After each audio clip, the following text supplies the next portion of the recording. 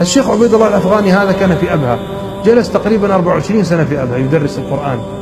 تصوروا هذا الرجل لما جاء المدينة كان يأتي إلى الحرم الساعة 3 صباحا، ثم يجلس يصلي إلى أن يؤذن الفجر، أو يقرأ القرآن إلى أن يؤذن الفجر، يصلي الفجر، ثم يبدأ درس التحفيظ إلى الساعة 7:30 تقريبا قبل دوام المدارس، ثم يذهب إلى جامعة كلية الدعوة هنا، كان مدرس في كلية الدعوة، ويدرس من الساعة 8 تحفيظ يسمع إلى الساعة 11 صباحا، ثم يأتي به السائق أو ابنه أو أحد الطلبة إلى مسجد أبو بكر الصديق اللي هو بجانب المسجد النبوي، يدرس من الساعة 11 إلى بعد صلاة الظهر، وبعد صلاة الظهر يقرأ في صحيح البخاري، ثم يذهب إلى بيته ويتغدى وينام ساعة، ثم يأتي من الساعة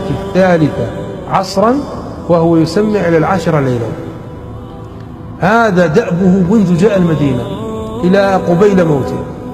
تصور يعني الرجل كم يستريح في اليوم؟ ساعة واحدة. من 3 صباحا إلى 10 ليلا يستريح ساعة واحدة. يعني أنا أظن والله أعلم أنه لا يستطيع أحد أن يفعل ذلك، لا يستطيع. حتى لو استطاع، هل يستطيع أن يعيش على هذه الحياة 30 40 50 سنة مستمرة؟ حتى ما لا يوجد يوم اليوم الوحيد الذي لا يدرس فيه الشيخ بهذه الطريقة اليوم الذي يذهب فيه إلى العمرة، أو اليوم الذي يذهب فيه الحج. بل أزيدكم من الشعر بيتا: صدمته سيارة مرتين وانكسرت رجله، فلما ذهب إلى المستشفى قال: ائتوني بالمصحف وهاتوا الطلبة. رجله معلقة ويسمع للطلبة. يعني شيء مثل الخيال.